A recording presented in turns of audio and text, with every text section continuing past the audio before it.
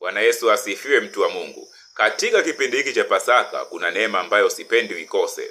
Hivyo wakati tunashiriki meza ya Bwana, tunakumbuka Last Supper ambayo Yesu alimega mkate na wanafunzi wake. Nitapenda utumie hiyo iwe ni fursa pekee ya wewe kupokea baraka zako za kiagano katika agano jipya katika Kristo Yesu.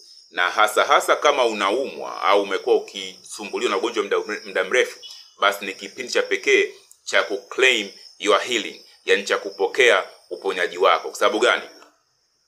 Isaya sura 43 inasema, unikumbushe na tuhojiane, eleza mambo yako upate kupewa haki yako.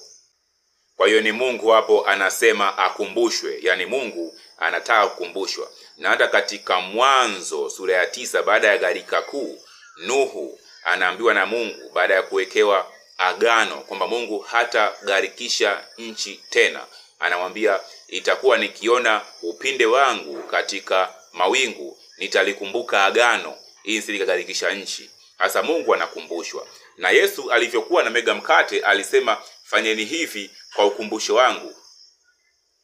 Hivyo la kufanya ni kwamba shiriki meza ya Bwana kama ukumbusho kwa Mungu. Mkumbushe Mungu kuhusu agano.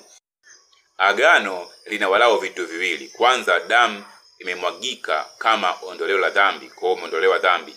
Lakini pia kwa kupigwa kwake sisi tuliponywa, kwa tuna uponyaji. Hivyo kama unateseka na ugonjwa na wewe umeokoka, unateseka kinyume na agano, hivyo unamkumbusha Bwana Jehova Rafa, Bwana kuponyaye, kwamba wewe unahitaji kupokea haki zako sawa na agano. Kwa shiriki meza ya Bwana kumkumbusha Bwana kuhusu haki zako katika agano, kama vile inavyopaswa upokee katika agano hili jipya. Kwa kupigwa kwake sisi tuliponywa. Kwa mkumbushe Bwana, shiriki meza ya Bwana kwa kupokea uponyaji. Unaposhiriki meza ya Bwana kanisani kwenu, shiriki pamoja nao, lakini moyoni mwako unafanya maombi yako binafsi ndani, unasemezana na Mungu wako kuhusu kupokea ahadi kama beneficiary wa agano jipya. Na hizo ahadi zake zinahusu pia uponyaji wa mwili huu wa damu na nyama. Barikiwa.